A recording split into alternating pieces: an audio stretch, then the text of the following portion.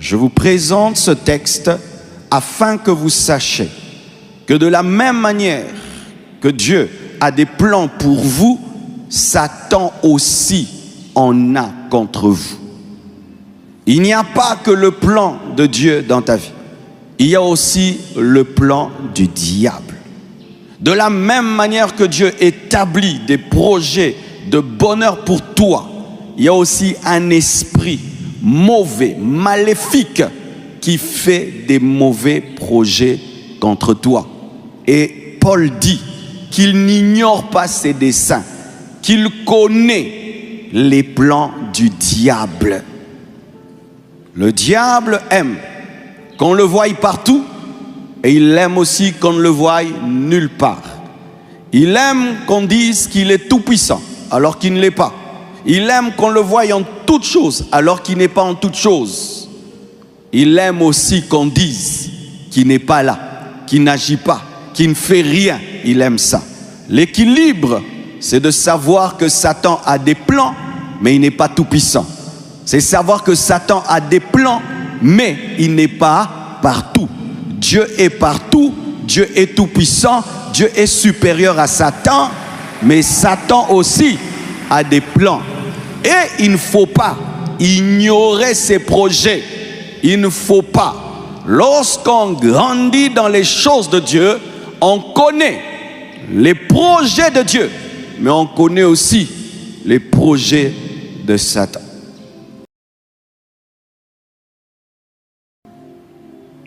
Matthieu 13, verset 37.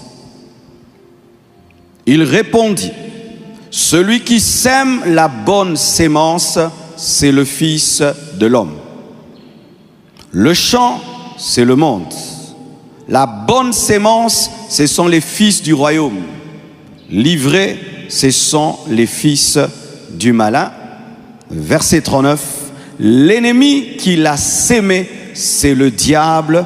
La moisson, c'est la fin du monde. Les moissonneurs, ce sont les anges. Acclamons Docteur Jésus.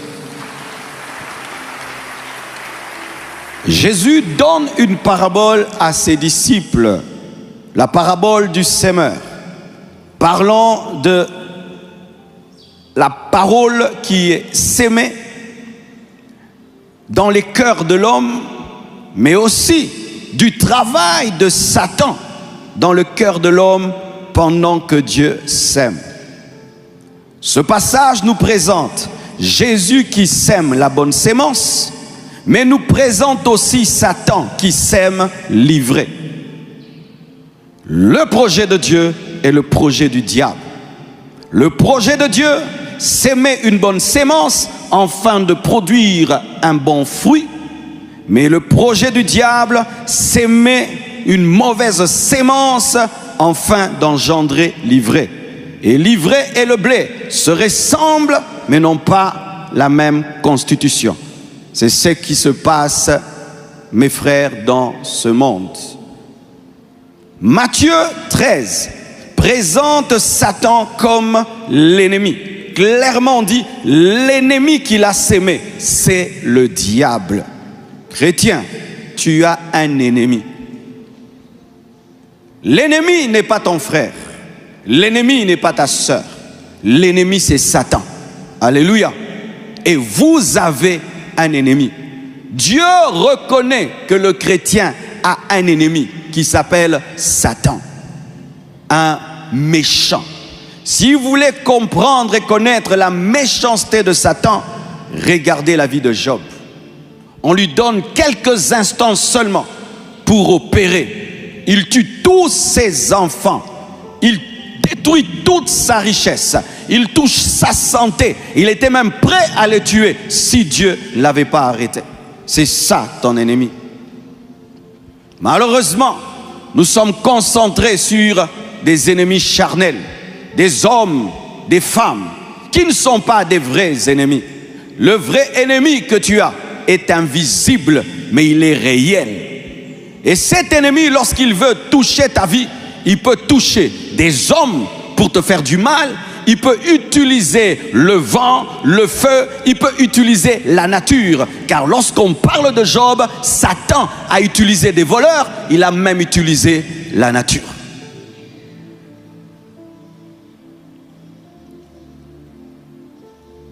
Des fois, nous sommes tellement omnibulés par les hommes que nous oublions notre vrai ennemi Satan.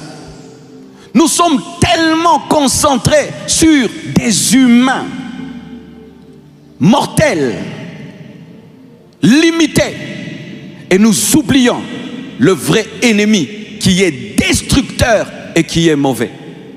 Lorsque tu cherches dans la parole et on te dit l'ennemi, la précision est faite sur Satan, pas sur un humain. Cette énergie que tu déploies contre des hommes, déploie cette énergie contre Satan, contre les puissants des ténèbres, contre les esprits mauvais. Nous n'avons le droit de n'haïr aucun homme, mais nous avons le droit de haïr Satan. Prends toute la haine et la colère que tu as, mets-la sur le diable et pardonne aux hommes. Tu as un ennemi. Un ennemi qui opère 24 heures sur 24 heures. Un ennemi qui ne se fatigue pas. Un ennemi qui ne se lasse pas. Un ennemi qui a une expérience millénaire dans le domaine de faire le mal aux hommes. Satan. Et Jésus reconnaît son existence. Il reconnaît sa capacité de s'aimer livrer pendant que Dieu sème le blé. Détruit les plans de l'ennemi. Quand nous lisons 2 Rois 6, versets 8 à 20, le passage que je vous ai donné, tellement riche d'enseignements. Le roi de Syrie est en guerre avec Israël. Il décide une stratégie. Il met en place un plan. Et il dit, je vais attaquer Israël à partir de tel territoire. Et qu'est-ce qu'il remarque? Quelque temps après, il y a des militaires juifs qui vont à cet endroit. Pas une fois, pas 2 fois, pas 3 fois, plusieurs fois.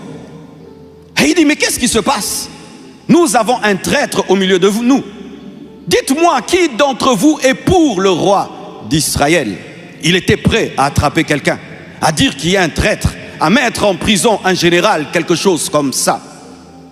Et l'un de ses serviteurs lui dit, non, personne n'est un traître en ce lieu. Mais il y a quelqu'un en Israël qui a la capacité d'entendre ce que tu dis dans ta chambre et le dire au roi d'Israël. Il s'appelle le prophète Élisée. Il dit quoi? Il y a un homme en Israël qui n'a pas besoin de dormir dans ta chambre pour entendre ce que tu dis à ta femme. Il peut entendre ce que tu dis à ta femme tout en étant en Israël. C'est lui qui révèle en avance tes projets. C'est lui qui contrecarre tes projets. Il dit quoi? Il y a un tel homme, allez me l'attraper. Quel courage! Tu vas attraper quelqu'un qui a la capacité d'entendre ce que tu dis dans ta chambre. Mais quand tu décides d'aller le prendre, il sait que tu arrives.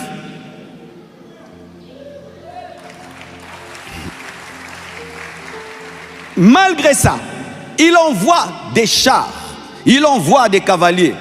Et les cavaliers vont chercher Élisée à Dothan. Dites Dothan. Ils arrivent à Dothan, nombreux autour de la ville. Le serviteur d'Élisée, qui n'est pas Géasi, c'est un autre serviteur, il commence à trembler. Et il commence à trembler. Et il dit, mais il y a des chars autour de nous. Il y a des chars autour de nous. Qu'est-ce qu'on va faire? Et Élisée est calme, parce que Lou voyait dans les 2 mondes au même moment. Il n'était pas seulement capable de voir dans la chambre du roi, il pouvait voir ce qui s'est passé spirituellement autour de la ville. Il a dit, sois en paix. Ceux qui sont avec nous sont plus nombreux que ceux qui sont contre nous. Je vais prier que tu montes en dimension et que tu vois ce que je vois. Et il dit, Dieu, ouvre-lui les yeux pour qu'il voie ce que je vois. Comme ça qu'il ait la paix que j'ai, parce que ma paix vient de la révélation. Et il prie, ses yeux s'ouvrent. Il voit quoi?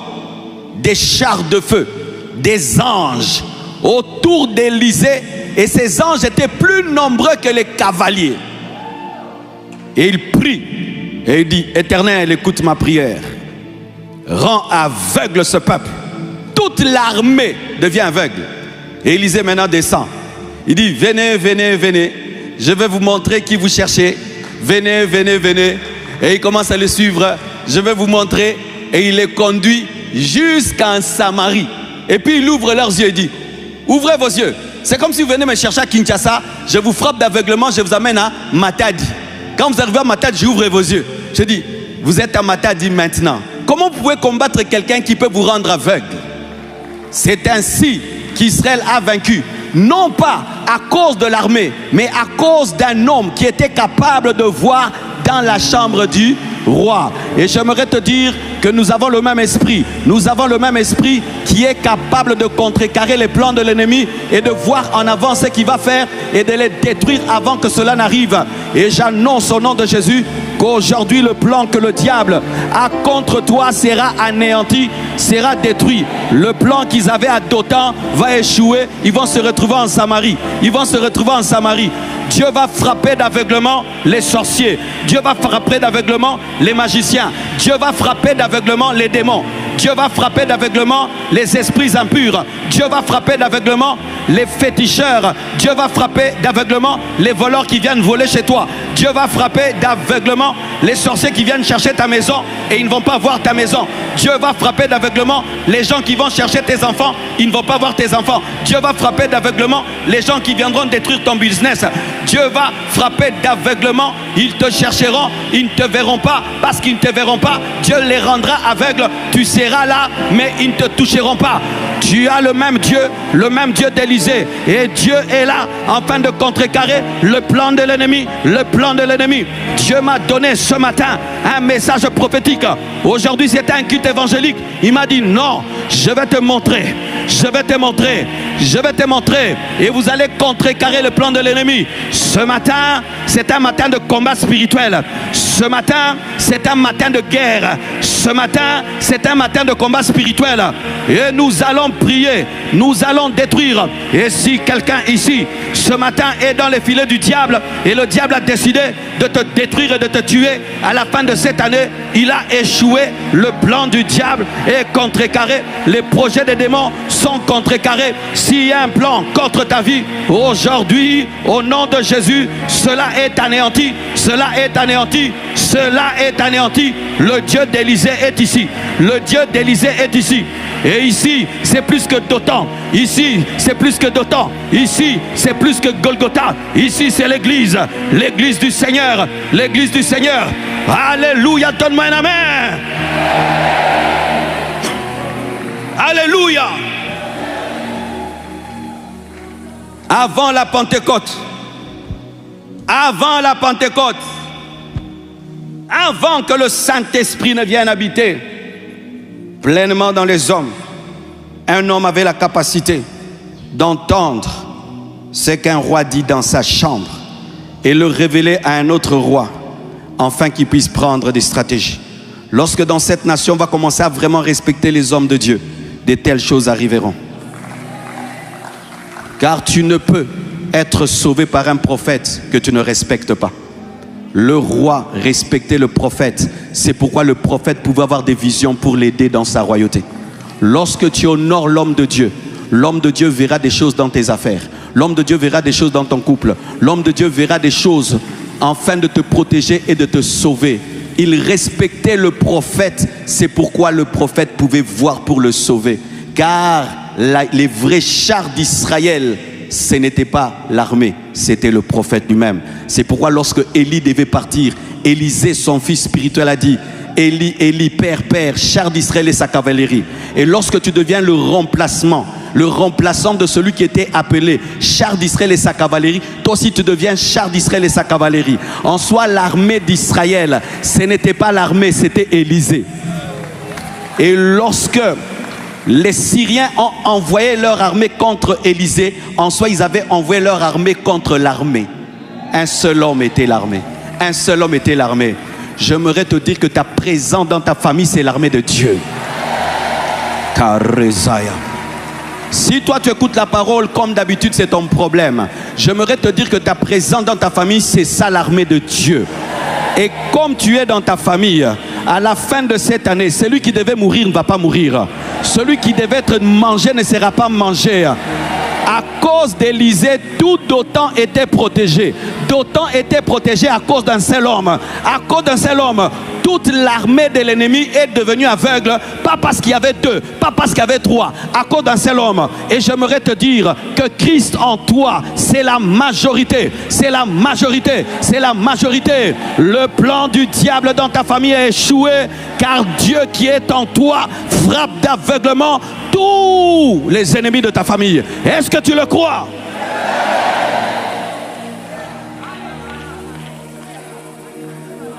Le diable n'a pas que des plans. Dieu aussi a des plans. Et les plans de Dieu avalent toujours les plans de Satan. Est-ce que je peux vous dire? Dans le plan du diable, il y a le plan de Dieu. Lorsque le diable met en place ses plans, il ne sait pas que Dieu récupère ses plans pour atteindre son plan.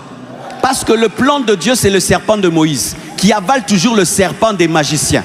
Lorsque le magicien fait un plan, il est toujours avalé par le plan de Dieu. Regardez, si les Syriens n'avaient pas attaqué Élisée, est-ce que son serviteur allait avoir cette vision? Il fallait qu'il soit attaqué pour qu'il connaisse la vraie dimension d'Élisée. En soi, l'attaque des Syriens a permis aux serviteurs d'être davantage disciples parce qu'il a eu la révélation spirituelle de qui était vraiment son maître. Si les Syriens n'avaient pas attaqué Israël, est-ce qu'on allait savoir qu'Élisée a la capacité d'entendre ce qui se passe dans la chambre? Si on n'envoie pas une bombe contre Israël, est-ce que tu sauras qu'ils ont le dôme de fer? Vous connaissez le dôme de fer? Le dôme de fer, c'est un arsenal militaire en Israël qui a la capacité de faire exploser une bombe avant qu'elle ne tombe. Mais pour que cet arsenal se manifeste, il faut qu'il y ait une bombe. S'il n'y a pas de bombe, tu ne sauras pas. Tu vas croire que c'est un pays comme tous les autres, jusqu'à ce qu'une bombe soit lancée et tu vas te rendre compte que c'est un pays qui est couvert. Mais couvert quoi? Par d'autres bombes qui détruisent des bombes. Lorsque Dieu veut manifester sa force dans la vie d'un enfant de Dieu, il permet qu'il soit attaqué afin que la force se manifeste. Ainsi, dans le plan de Satan, il y a le plan de Dieu de faire de toi un homme de prière, un homme de jeûne, un homme de foi, de te révéler les mystères et de te permettre de grandir davantage afin que tu t'attaches davantage à Dieu. Oh, donne-moi l'amen, hein? Évoluons, regardez. 1 Samuel 17, verset 16. Le Philistin s'avançait matin et soir et il se présenta pendant 40 jours. Il s'agit de Goliath.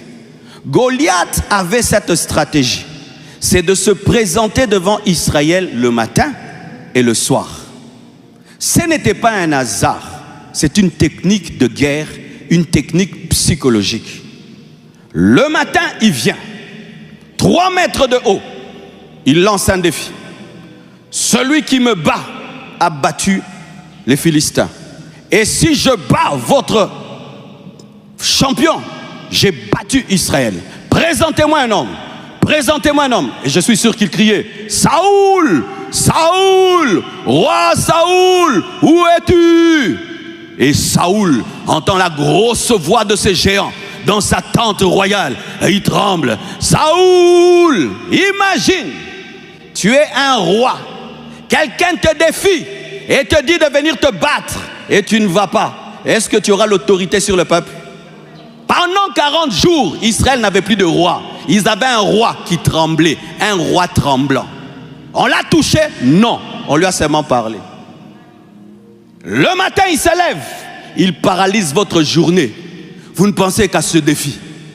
Avant de dormir le soir, il vient encore. Il lance les défis. Vous avez des cauchemars de Goliath. Pendant 40 jours, ils avaient des journées de peur et des nuits cauchemardesques. Ainsi, Goliath était l'alpha et l'oméga. Le diable était incarné en Goliath. Et tout ce que Goliath faisait était poussé par Satan, l'ennemi. Tout ce que Satan voit en Dieu, il aimerait le devenir. Et quand nous disons que Dieu est alpha et oméga, lui aussi va être alpha et oméga. C'est pourquoi Satan aime les débuts des choses et les fins des choses. C'est pourquoi Satan aime les débuts des choses et les fins des choses. Il aime quand les enfants naissent. Satan aime quand les enfants naissent. Quand tu es une femme, tu accouches, sois prudente. C'est là souvent que des gens viennent abîmer les enfants. Dans les maternités, il y a un grand travail satanique, démoniaque, parce que c'est le commencement. Mais aussi, à la maternité de Jésus, l'étoile était là, les anges étaient là. Alpha aussi. Dieu vient dans les maternités. Satan aussi vient dans les maternités, si vous ne savez pas. La plupart d'entre nous ont été détruits quand? Dans l'enfance. La plupart des choses que nous transportons jusqu'à aujourd'hui, ça a commencé où? Dans l'enfance, au début. Mais remarquez aussi, Satan aime la fin. Pourquoi? Parce que Dieu dit aussi que la fin d'une chose est meilleure que son commencement. Quand est-ce qu'il est venu tenter Jésus? À la fin du jeûne. Pourquoi? Tu as toute la récompense, il va t'arracher. Quand est-ce qu'il est venu séduire Salomon? À la fin. Il aime le début, il aime la fin. Goliath venait le matin et le soir. Qu'est-ce que je suis en train de dire aujourd'hui? Mes frères et sœurs, j'étais en train de prier pour cette année et pour la fin de cette année. Nous devons être très prudents en cette fin d'année. Il y a un grand combat contre le corps du Christ.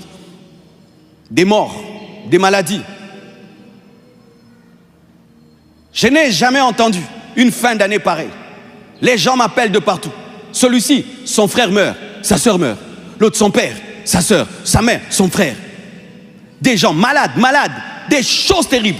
Mais Dieu m'a dit, ce n'est pas que dans le domaine physique, c'est aussi dans le domaine spirituel.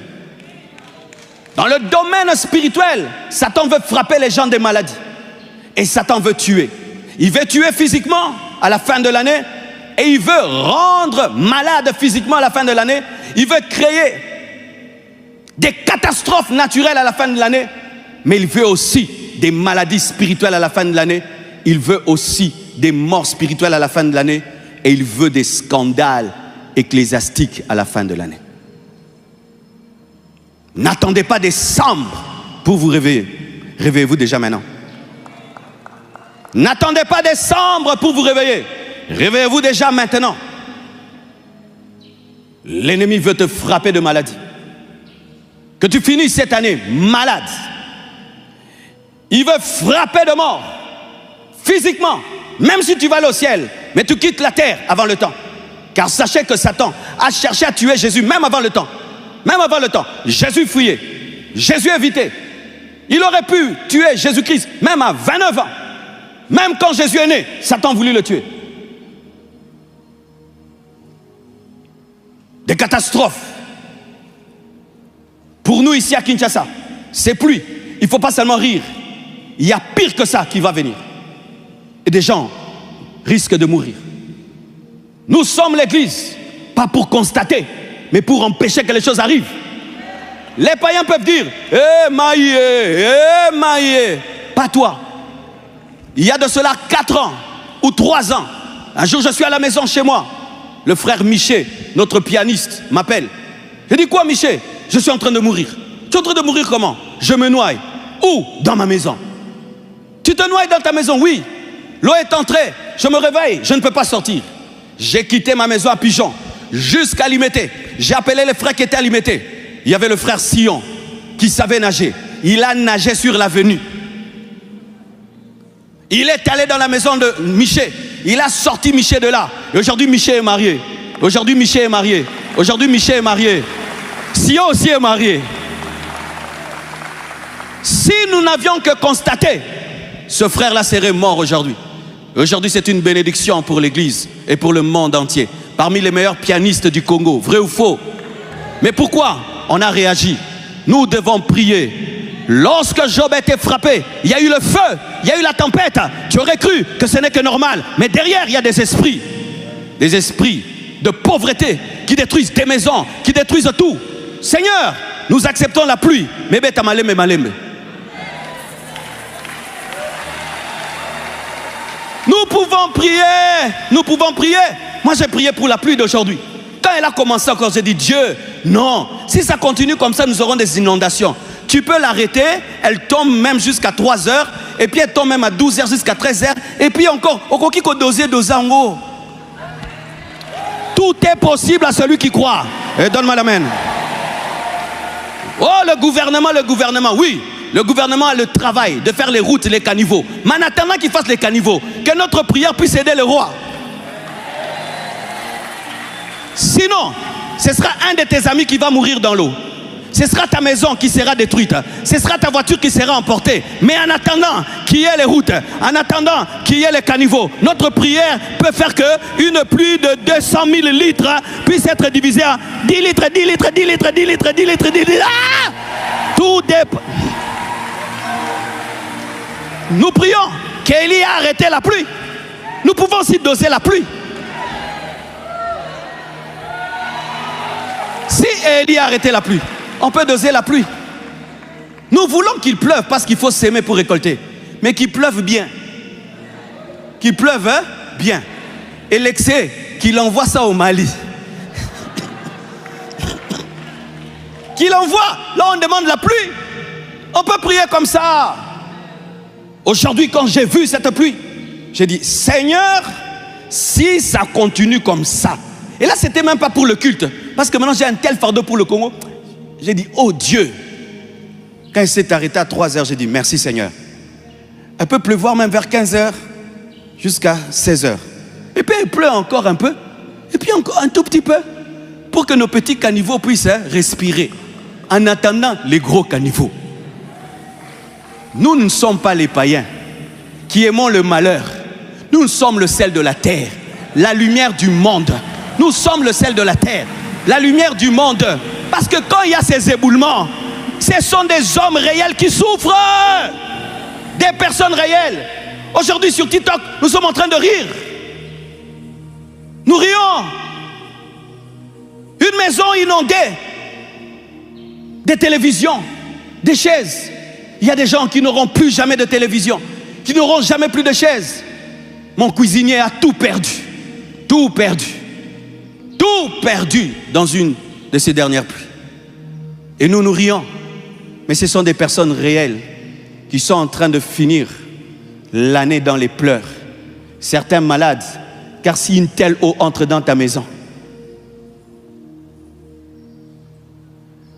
détruit le plan du diable.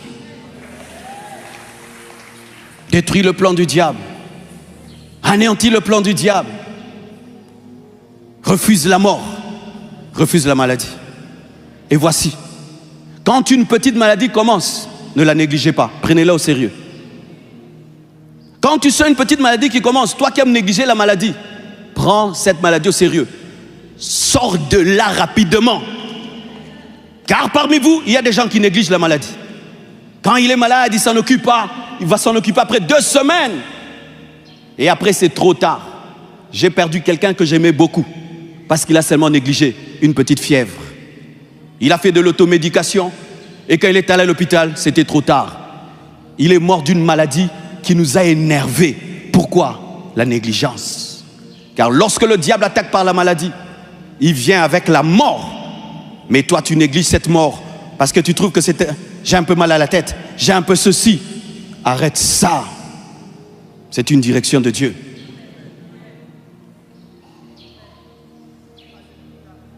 Sur le plan spirituel, Satan veut te donner une maladie. Il veut que en ces derniers mois, que tu retournes à un péché. À un péché que tu avais abandonné. Il va vouloir te ramener ça à la fin de l'année. Toute l'année, tu n'étais pas dedans. Mais il va faire qu'à la fin de l'année, tu attrapes une maladie spirituelle. Comme ça, il va bloquer le plan de Dieu dans ta vie. Parce qu'il connaît Dieu. Il sait que Dieu bénit dans la sainteté. Il sait que Dieu bénit dans la pureté. Il sait que si tu es dans le péché, même si Dieu a promis, ça n'arrivera pas. Il a déjà fait avec Adam, il a déjà fait avec Ève. Ne reprenez pas vos anciens péchés. Ne tolérez pas des péchés de fin d'année. N'entrez pas dans l'impudicité. N'entrez pas dans l'alcool. N'entrez pas dans l'ivrognerie. N'entrez pas dans la distraction, dans un esprit fêtard. Un esprit de fête, de distraction. Ne reprends pas une relation mauvaise que tu avais abandonnée. Quelqu'un qui avait quitté ta vie, qui t'avait amené au péché, va vouloir revenir. Et je vous parle à nous tous. Va vouloir revenir à la fin de l'année, afin de nous détruire. Même toi qui me suis sur Internet, fais très attention. Il y a quelqu'un qui voudra revenir dans ta vie à la fin de l'année pour te détruire en décembre, pour te faire pécher en décembre, pour te donner une maladie, pour détruire ta vie, ta réputation, te voler ton onction, la plénitude du Saint-Esprit. Faites attention. Rendre malade spirituellement, mais tuer aussi spirituellement. C'est-à-dire t'amener à abandonner Dieu. Pour certains ici, le plan du diable pour toi cette année, c'est que tu ne finisses pas chrétien. Tu as senti le processus a commencé. Tu commences à avoir un détachement pour Jésus. Tu commences à te poser des questions même sur la Bible. Tu commences même à douter de la Bible. Tu commences à douter de la saine doctrine. Tu commences à douter de l'existence de Dieu. C'est ce processus de mort qui a commencé dans ta vie. Tu ne pries plus. Tu n'adores plus. La vie chrétienne est devenue froide pour toi. La mort a commencé. Lorsque la mort commence, le froid commence au niveau des pieds et commence à monter. Et la froideur spirituelle commence à te prendre. Ne prends pas ça à la légère. Certains, cette année, Satan veut que tu redeviennes un païen. Que tu rentres dans le monde et que ce soit ton dernier culte et que l'année prochaine, on ne te voie plus jamais et que tu rentres dans le monde. Et il veut des scandales. Prions pour le corps du Christ. Qu'on puisse finir cette année sans scandale. Qu'on finisse cette année sans scandale. De la même manière qu'il y a des épidémies, des éboulements, il y a aussi des éboulements spirituels. Une personne qui fait quelque chose, mais qui crée un scandale. Que le scandale ne vienne pas de toi. La Bible dit, le scandale viendra et doit venir, mais malheur à celui par qui il viendra. Le scandale touche un homme, mais tue des hommes. Le scandale touche un homme, mais tue des hommes. Lorsque tu voudras faire quelque chose, ne pense pas qu'à toi. Pense à nous tous. Pense à ta famille. Pense à tes enfants. Pense à tes frères et sœurs. Pense à l'église. Pense aux autres. Pense aux autres. Pense aux autres. Pense aux autres. Je termine parce qu'on doit prier. Alors que je priais, il m'a donné cette parole. Lorsque David s'est tenu devant le roi Saoul et que Saoul voulait le décourager face à Goliath, il lui a raconté son histoire et dit, tu sais, moi je suis un berger. Lorsque un lion, lorsqu'un ours venait et prenait l'une de mes brebis, je ne le laissais pas. Je poursuivais le lion, je poursuivais l'ours et j'arrachais la brebis. Et je frappais l'ours, je frappais le lion et j'arrachais la brebis. J'arrachais la brebis. S'il y a une brebis ici, tu es déjà dans la gueule du lion. Je t'arrache au nom de Jésus.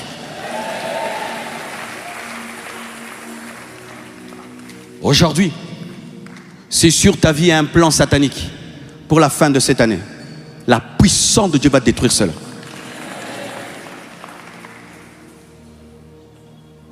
S'il y a un envoûtement sur ta vie, ça sera détruit aujourd'hui.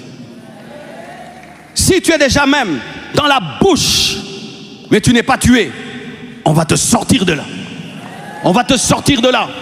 Aujourd'hui, au nom de Jésus, que les lions vomissent, que les lions vomissent, que les lions vomissent, que les ours vomissent, que les lions vomissent, que les ours vomissent. Un lion, ça peut être un esprit mauvais qui a déjà commencé à te happer, à te convaincre, à t'encercler. Ses pensées deviennent tes pensées. Ses émotions deviennent tes émotions. Et tu es en train d'aller vers la mort. Aujourd'hui, sois arraché. Sois arraché. Un ours est en train de te prendre. Tu es en train de sentir que tu fais des choses qui vont détruire ta vie. Mais malgré cela, tu es en train d'aller. Sois arraché.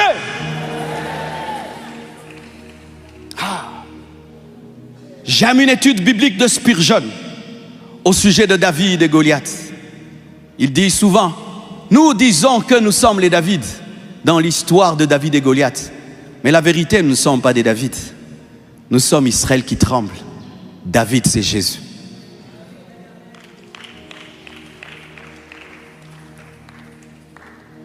Tu sais pourquoi c'est beau ça? Parce que pour être David, il faut être courageux pour se tenir devant Goliath. Et quand on te dit tu dois être David, tu te dis oh mais moi je ne suis pas courageux, j'ai peur des géants. Mais si tu es le peuple, tu attends que David puisse avoir la victoire pour ramasser la victoire. Qui est monté à la croix? C'est toi? C'est David. C'est David qui s'est battu. Israël a ramassé la victoire de David. Toi, tu n'es pas David. Toi, tu es le peuple qui tremble. Mais regarde à Jésus. Regarde à Jésus. Il a vaincu. Il a vaincu le lion. Il a vaincu l'ours. Il a vaincu Goliath. Et toi aussi, tu vaincras. Ramasse la victoire. Nous ne combattons pas pour la victoire, mais nous combattons dans la victoire. David a trouvé un Goliath debout et vivant. Israël a trouvé un Goliath décapité. Face à Jésus, il y avait Satan opérant. Face à l'église, il y a Satan dépouillé. C'est ainsi qu'on va commencer à prier. Ne prie pas comme si tu étais David face à Goliath. Prie comme Israël qui ramasse les dépouilles.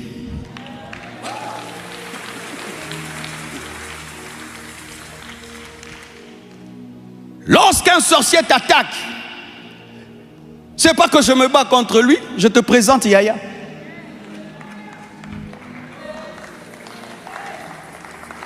David vient, il tue Goliath, il présente que la tête.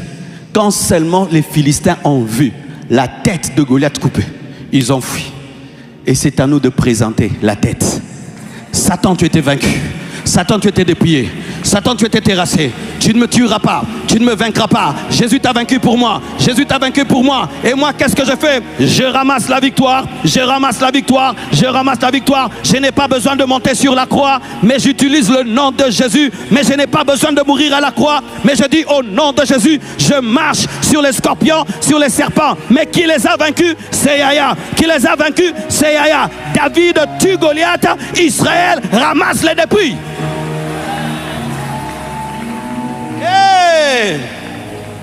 Donc, détruire les plans de Satan, c'est